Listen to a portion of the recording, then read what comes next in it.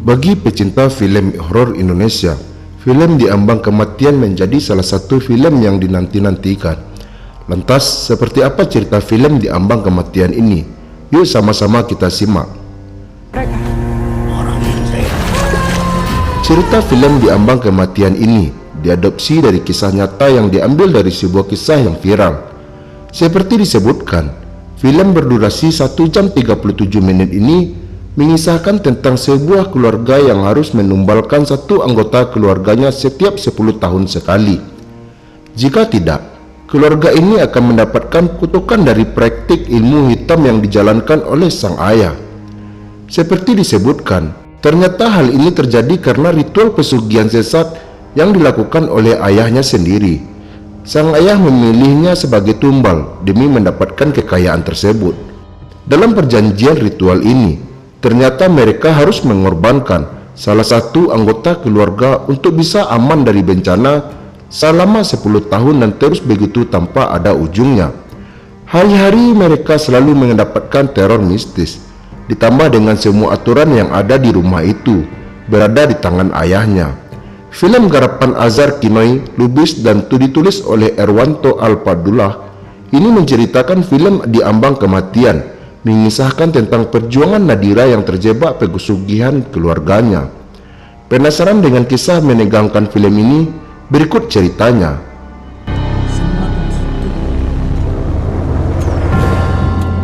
Kisah ini bermula pada tahun 2000-an, bertempat di sebuah kota di Jawa Timur. Ibu Nadira yang awalnya sehat terlihat murung dan memiliki penyakit aneh. Pada masa lalu, Nadira teringat satu pesan ibunya yang berkata, "Nurut sama Bapak, biar hidup kalian selamat." Seiring waktu berlalu, sang ibu terlihat sehat dan kembali menyiapkan makanan.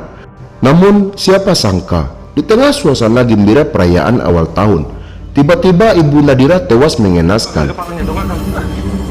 Nadira kini tinggal hanya berdua dengan sang kakak, yang bernama Yoga. Sejak kematian ibunya, kondisi sang ayah semakin sibuk mengurusi toko sembako Nerusin bongkar yang kian ramai dan hal-hal tak biasa sering Nadira alami. Salah satunya rumahnya yang nyaris tidak pernah berhenti direnovasi. Hingga suatu hari, Yoga merasakan aneh dengan perilaku ayahnya, terutama saat malam Selasa Kliwon. Sang ayah terlihat membawa karung yang berisikan kepala kambing. Kecurigaan dua bersaudara tersebut ternyata benar-benar terjadi. Tak terduga, sang ayah selama ini melakukan praktik pesugihan. Pesugihan yang dilakukan sang ayah, sebagaimana pesugihan lainnya, yaitu mengorbankan dan tumbal, dan kali ini nyawa yang harus dikorbankan adalah nyawa anaknya sendiri, yaitu Yoga. Dan pada akhirnya, Yoga tewas dengan luka-luka aneh tanpa sebab. Seiring berjalannya waktu, korban selanjutnya adalah dirinya sendiri, yaitu Nadira. Ini dari merasa nyawanya terancam oleh para setan, Nadira kemudian mencoba mencari cara untuk mengakhiri kutukan yang mengerikan ini dengan menyelidiki akar dari ritual pesugihan dan berusaha melawan kekuatan gelap yang mengendalikannya.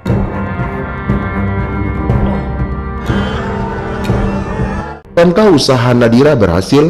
Apakah ia bisa lolos dari kematian yang mengancamnya? Silahkan komentar. Siapa saja pemain yang terlibat dalam film Di Ambang Kematian ini? Satu, Wahdah Saifan. Pemain pertama yang perlu kamu tahu adalah Wahdah Saifan. Di dalam film ini, dia mendapatkan peran sebagai Yoga, yakni kakak dari Nadira yang meninggal sebagai korban tumbal pesugihan. Saifan sudah banyak membintangi beberapa film terkenal sehingga kemampuan aktingnya sudah tidak diragukan lagi, seperti halnya Hati Suhita 2023, Balada Si Roy 2023, dan beberapa film maupun drama dan horor lainnya. 2. Teuku Rifnu Wikana. Pemain kedua yang terlibat dalam film ini adalah Teuku Rifnu Wikana. Dia mendapatkan peran sebagai ayah Nadira atau yang disebut dengan nama Suyatno.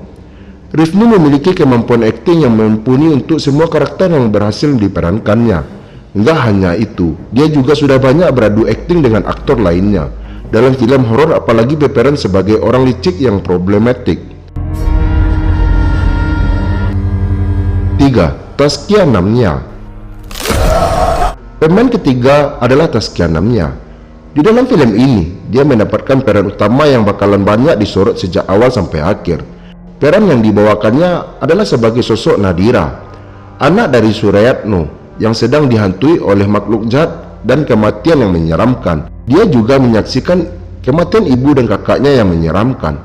Ternyata selain dari menjadi model, dia akhirnya menemukan fashion baru yakni dalam dunia akting. Nyatanya, bakatnya nggak hanya dalam film romantis, melainkan juga banyak ada dalam film-film berkelas, termasuk film horor seperti Suzana, Malam Jumat Kliwon, dan Waktu Maghrib. Bintang yang keempat yakni adalah Kinar Yoshi. Pemain keempat adalah Kinar Yoshi. Di dalam film ini, dia mendapatkan peran sebagai ibu Nadira yang meninggal pertama kali karena dijadikan tumbal pesugihan. Meskipun gak lama muncul dalam film, namun kematiannya dalam film menjadikan inti cerita menjadi menyeramkan dan juga keraguan yang muncul dalam benak Nadira. Fakta-fakta menarik di Ambang Kematian. Fakta-fakta menarik di film Ambang Kematian. Selain ceritanya yang mantap, ternyata film ini juga menyimpan cukup banyak fakta menarik yang perlu kamu ketahui. 1. Menggunakan lokasi di kota Tegal dan kota Selawi. Sebenarnya jika kita ikut dengan cerita aslinya, lokasi yang digunakan adalah Sidoarjo, namun memilih lebih aman melakukannya di Tegal dan Selawi karena ada adegan yang memang nggak diperbolehkan dilakukan di Sidoarjo.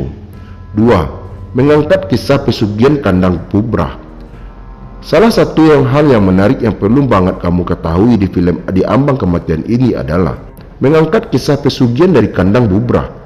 Pelaku pesugihan harus merenovasi, memperbaiki, membongkar rumah namun nggak boleh membersihkannya. Bahkan jika areanya sudah nggak ada yang direnovasi, pelaku harus menghancurkan beberapa tempat untuk direnovasi lagi. Tentu saja syarat ini nggak boleh diganggu-gugat.